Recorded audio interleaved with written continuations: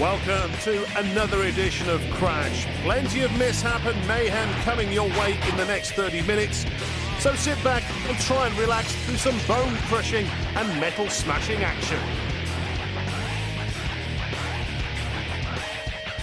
Rallying has proved a staple diet of the Crash series, and we're about to see why. And medium left crest bump. Steady, steady.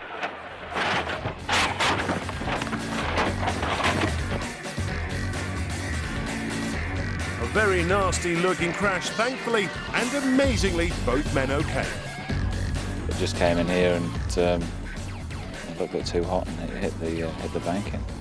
And then we just, as you can see, we flipped over the wall and down about 30 foot, and to various parts of the car and various bits of trees. So it's about the only straight that I got left. Let's watch again as they try and negotiate safe passage through these narrow lanes. Very narrow lanes.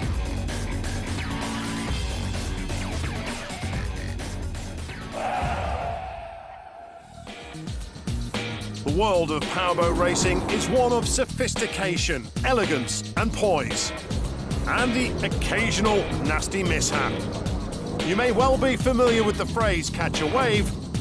Well, that's what we're about to do. Oh, huge, huge air for extremeboat.com. That was incredible.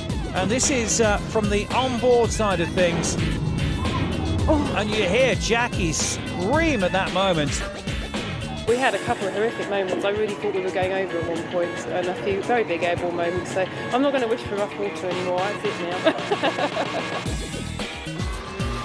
That was in considerably calm weather. This is what it's like when the sea is a little rougher. Look at this. This is absolutely incredible stuff as they just disappear into a hole between the waves. This is extreme racing.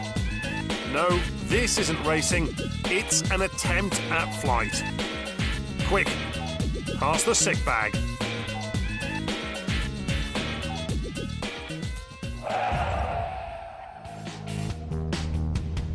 One of the toughest sports on the planet is extreme rallying. And that means events such as the Dakar Rally. Time now to find a cushion to cover your eyes. Don't say I didn't warn you.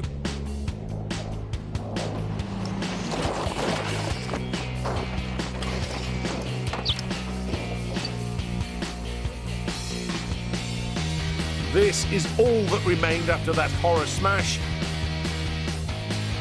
Oh, that bit as well. The camera didn't fare too well either. Dare you look again? If so, then look for the other cameraman. We just caught a glimpse of a big wobble, so he's put his shirt back on. One last time, and at what point are the trousers soiled?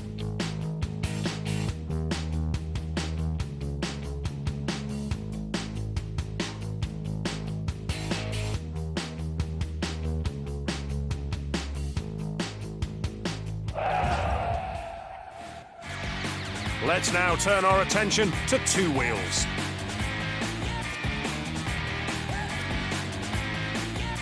The Macau Grand Prix is one of the toughest and most dangerous motorcycle races in the world. Here's why.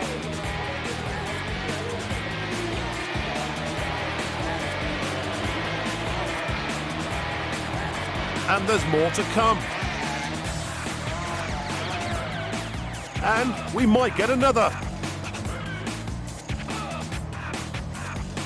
Nearly, but not quite.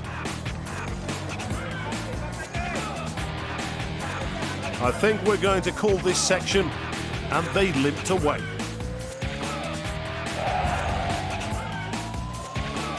Down goes the first rider, and it's all too much for the guy following who just has to join in. Then we get the racer turned stunt rider. And he stops spinning just in time to see someone else approaching.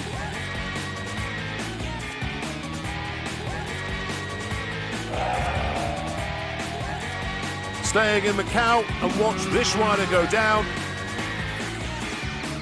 Note the yellow flag being waved to warn the other riders of the danger.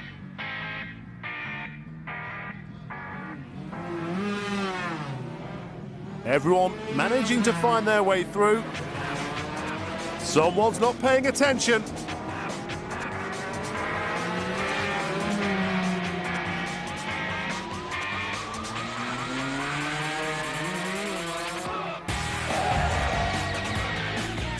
Here we go again, and sometimes a picture tells 1,000 words.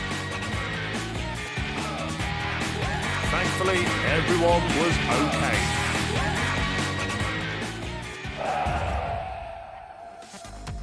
Let's check out some motocross. Now, what's more painful, hitting the dirt or the possibility of knowing you could be hit at any moment? There are two crucial things to remember at the start of a motocross race. Get away quickly and don't get involved in any argy-bargy at turn one.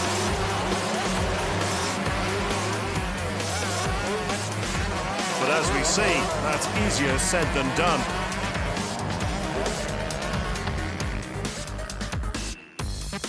When bikes go down, tempers can rise.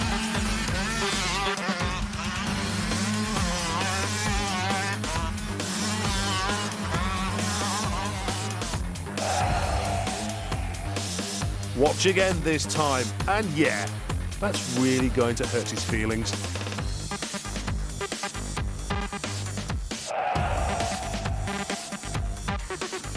It's Halloween at Donington Park in England, and a world record attempt is about to be made on a motorcycle. On that motorcycle is flying Ryan Griffiths, who may be a better motorcycle rider than mathematician. You decide. There's not many people in the world who can actually tell you what speed I need to be doing to attempt to jump this size, but I've worked it out that I reckon 80 mile an hour hitting the ramp at 80 will easily get me onto this grass area here. This is where he's going to be landing. On this nice, big, soft, cushiony, pillow-type surface filled with duck feathers and extra soft, foamy latex. And this is the view from Ryan's helmet. Wish him luck, he may just need it.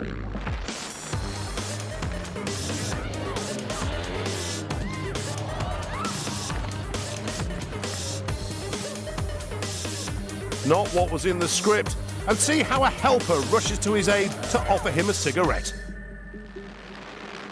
Here we go again, this time let's see how Ryan saw that. Not enough speed perhaps, and a lot of sky. Maybe he'll get it right in this replay. Up the ramp he goes, and he's just a few yards short of his target, yet he bounces up and tries again, this time without the bike. And it's 2 broken ankles and a jaw.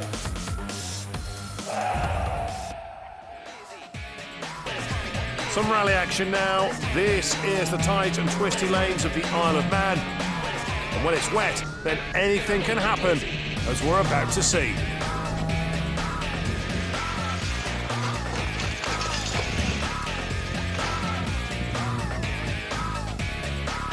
Captured on amateur camera, note that he's not the first car to end up over the wall. Meanwhile, the next item is more comical than anything else. We all know about the Evanses from Wales. This one is Hugh. Team boss of the TQ Rally team. And the sister car to David Evans. Oh, he's off. Keep the boot in. What? Is it going to come back on? He has. Yeah. Oh. And back off. And he's not coming out of there. Oh dear, Hugh.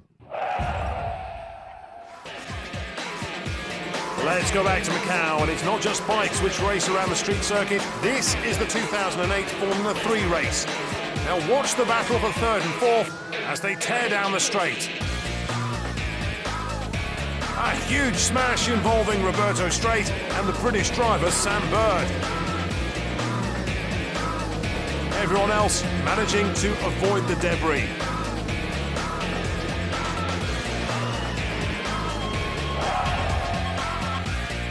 Here we go again, and watch as Bird tries to pass. Straight moves across and tries to block, but ends up shoving both of them into the barrier. And having travelled thousands of miles to take part, both men managed only a few hundred yards of the main race.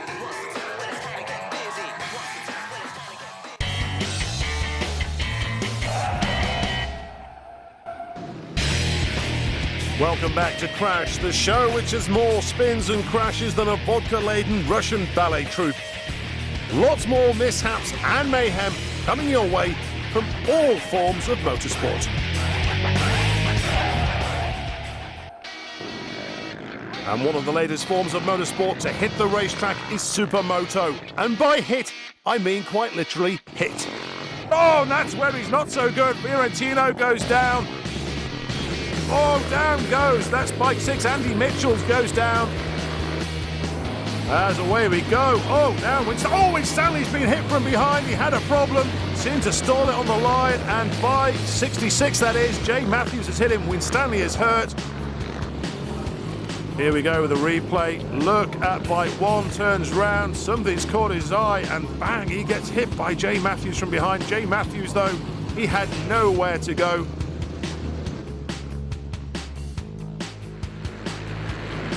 And we are away and into the hole shut beautifully was Matt Winstanley. 103, Sam Warren was there, but there's a big crash. This is a huge crash. Matthew Pope was down there, David McKee as well, and it just tips in on the left-hand side of your screen, and it was David McKee that just caught the back of Matthew Pope, and Ricky Higgs was there, and John Hilton.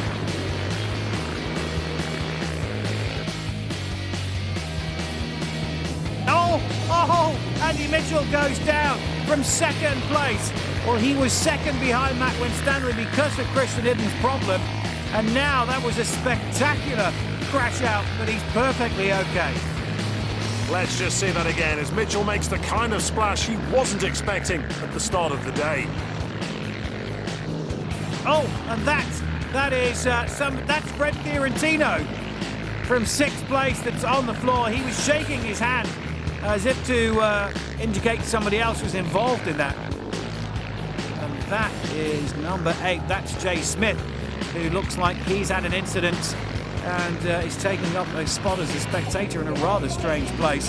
And Ben Wilson, number 11, one of the Vivaldi guest riders from BSB, has also parked it sideways on the grass. And there is Jay Smith runs out into the track and has a go at Fred Fiorentino, who says something to him in Flemish, but Jay Smith certainly not happy about his situation as Matt Winstanley comes around to take the win, and second place is going to be a good result for A.D. Smith, but these two back at it again.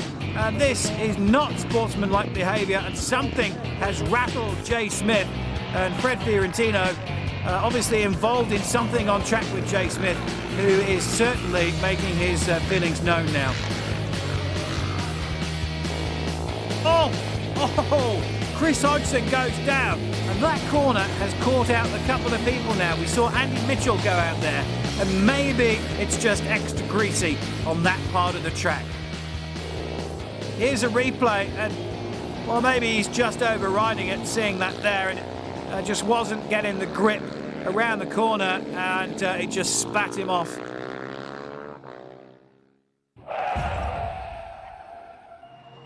Next, we head off to Wales Rally GB at the end of 2008, and former British champ Mark Higgins on his way to a big one.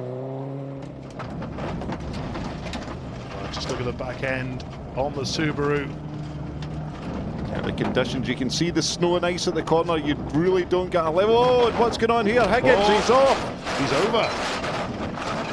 Oh, it's a big one, Robbie. Huge crash there for Mark Higgins.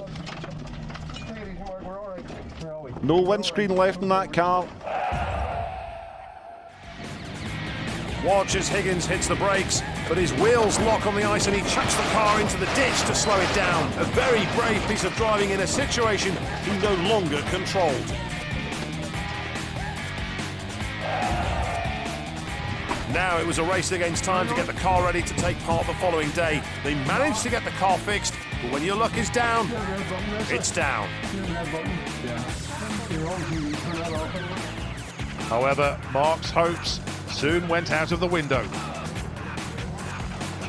Mark just sliding a bit wide there, then had to get on the throttle, and look at this. Huge impact into the undergrowth. Lots of steam coming out. That was a massive crash. Well, the pictures tell the story. That could be that for Mark Higgins. Mark, 1 kilometre from the end of resolving, it's all going horribly wrong. Yeah, again, Robbie, this is getting a bit of a habit. It's yeah, we just got on a bit of ice and again slid wide. You can probably see on some footage that was around, and we went quite hard this time. I'm just absolutely gutted for the guys. They worked so hard last night to get us back in here, and they've been a fantastic team really, and they don't deserve this. I'm gutted. From the snow and ice of Wales, it's off to the seaside now, where it's more a case of crash me quick than kiss me quick. Oh, and the boats are not going towards the right turn. You see them all course correcting, moving over to the left as we go on board Mountain Worldwide. And Honey Party came over, and the two of them got together as they were both heading towards separate directions. They got together as it looks like total pandemonium between turns 1A and 1B. Unfortunately, the boat to our left just didn't know where they were going, and we came together in a pretty big bang, and the boat was damaged, but we carried on for 11 laps and brought her home to Victory Lane. The first boat around the turn is going to be honeyparty.com. And diving through the wake is Lucas Oil, trying to make a move, and he has to go through the wake, holding on to second or in the third position, because right on the outside, oh, the Fantastic One came along and bumped honeyparty.com, got the boat sideways. Let's take a look at that again. Here comes the Fantastic One. They bumped the tip, almost spin the boat out, get it completely airborne, landed on its side. These powerboats are extremely powerful and very dangerous. Oh! Almost loses control, stands the boat up on its tail. Nice recovery by Pignolo 53. Here we go again, and the crew just managed to stop the nose going too high. If it had, it would have flipped them.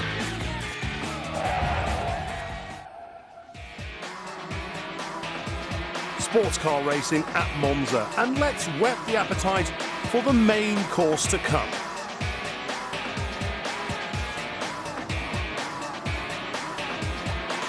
A nice starter, but here is the main dish, and following the initial collision, it's then off for a well-earned rest in the gravel.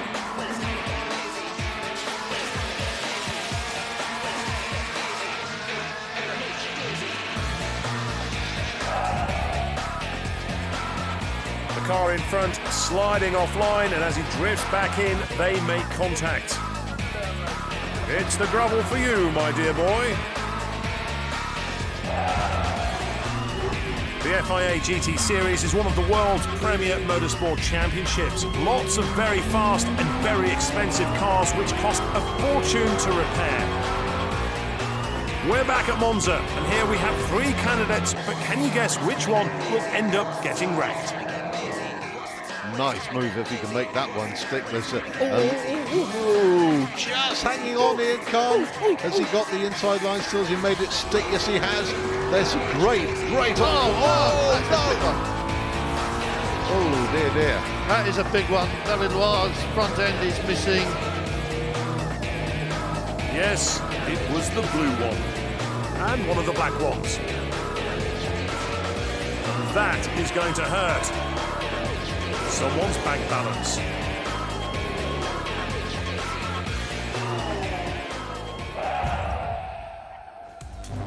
Time for some more rally, and this is Phil Morrow from Northern Ireland in the Works Mitsubishi. So the pressure really is on last year's Evo Challenge winner, but he is rising to it. Look at the speed of this boy. Morrow very much chasing after the #1 driver in the team, and it's going sideways. It's across the lane. It's roll. That's the roof, the bottom, the roof, and that's a big one. Well, they're both okay, but that is a huge, huge accident.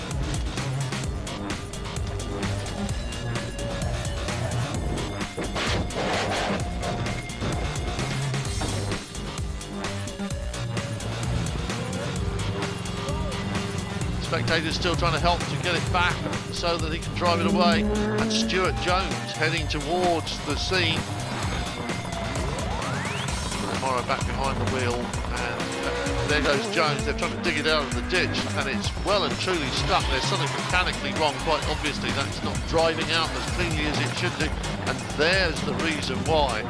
No right front wheel, or just a few spokes left. That's a big landing to break that. This is the view the driver and co-driver had of the accident.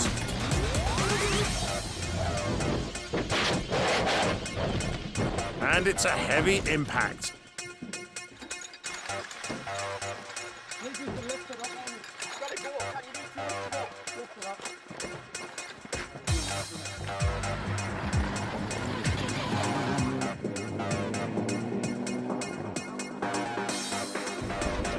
Having managed to get back on the road, Phil and his co-driver then have to limp their way back and making sure they don't get in the way of other drivers. And there's also the small matter of being able to see where you're going.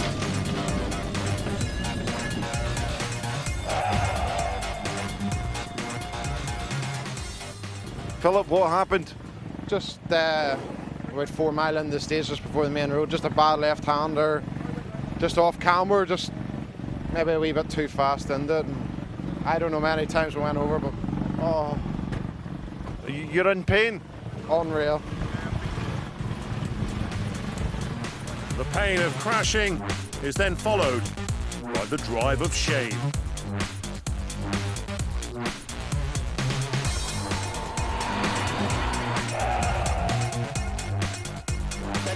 That's all for now, but join us again next time. For as long as there is motorsport, then there's an episode of Crash waiting to happen.